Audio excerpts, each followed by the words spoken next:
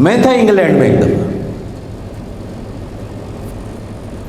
کبھی کبھی عجیب معاملات ہوتے ہیں، تراویح پڑھائی، وطر پڑھایا، ابھی انتظار ہے کہ اعلان ہوتا ہے کہ نہیں، کل عید ہے کہ نہیں۔ تو رمضان مسجد کا جو چیئرمین تھا کمیٹی کا، وہ مجھ سے میک لے کر کھڑا ہو کر کہنے لگا جی کل عید ہے۔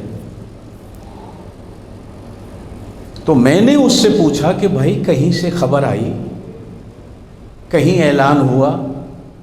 وہ مجھے سامنے سے جواب دیتا آپ نے نماز پڑھا لی، آپ حجرے میں جائیں، اپنے کمرے میں جائیں، یہ ہمارا کام ہے اعلان کرنا یا نہ کرنا کہ کل چاند ہے کہ نہیں ہے۔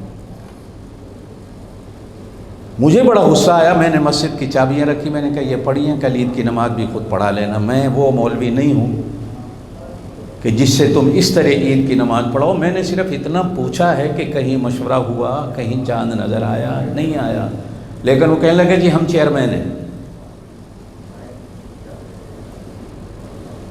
میں رات آدھی ہوئی، میں سامان اٹھایا، میں ایئرپورٹ پہ بیٹھا، میں ہانگ کانگ آ گیا۔ پیچھے کے دوسرے دن عید کی نماز، امام عید پڑھانے والا کوئی نہیں۔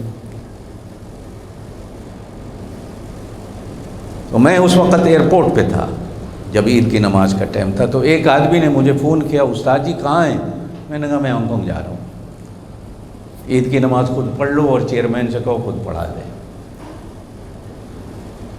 ان جاءکم فاسق بنبأ، کوئی بندہ تمہارے پاس خبر ہو، تمہیں پتہ بھی ہے یہ بندہ جھوٹا ہے۔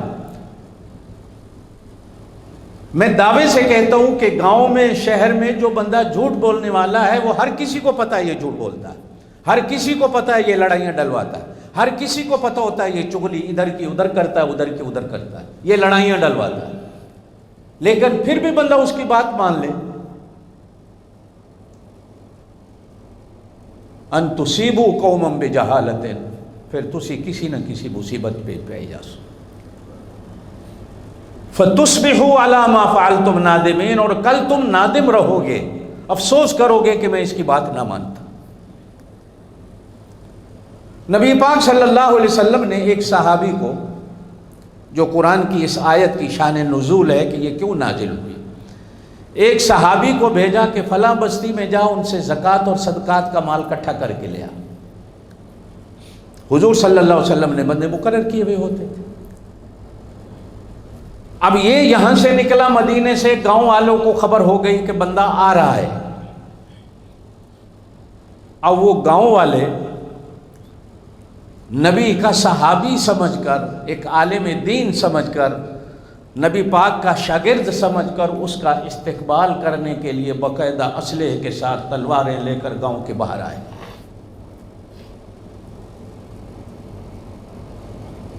اس آنے والے نے دور سے دیکھا یہ تلواریں لے کے کھڑے ہیں،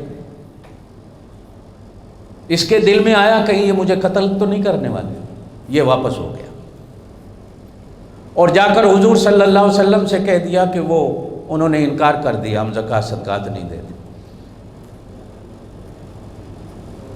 نبی پاک صلی اللہ علیہ وسلم پریشان ہوئے کہ بات کیا ہے۔ اب قریب تھا کہ حضور صلی اللہ علیہ وسلم بھی اپنی فوج کو حکم دیتے چلو بھائی تلواریں اٹھاؤ اور جا کر ان کی گردن کاٹتے ہیں کہ انہوں نے زکوٰۃ دینے سے کیسے انکار کیا۔ لیکن چونکہ نبی حکیم ہوتا ہے، نبی تو امت کا استاد ہوتا ہے، نبی ہر رمز اور ہر بیماری کو اللہ پاک پہچاننے کی نبی کو طاقت اور قوت دیتے ہیں۔ تو حضور صلی اللہ علیہ وسلم نے ایک آدمی بھیجا کہ اس قوم کے سردار کو لے کے آؤ۔ اب جب اس قوم کا سردار حضور کے پاس آیا تو حضور صلی اللہ علیہ وسلم نے کہا یہ تم نے کیا کیا؟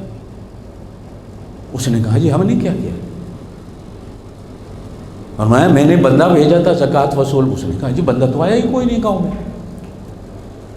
آپ نے فرمایا فلانا میرا شاگرد کیا؟ اس نے کہا رسول اللہ آیا ہی کوئی نہیں۔ اب نبی پاک صلی اللہ علیہ وسلم نے اس کو بلایا جس کو حضور نے بھیجا تھا، آ بھائی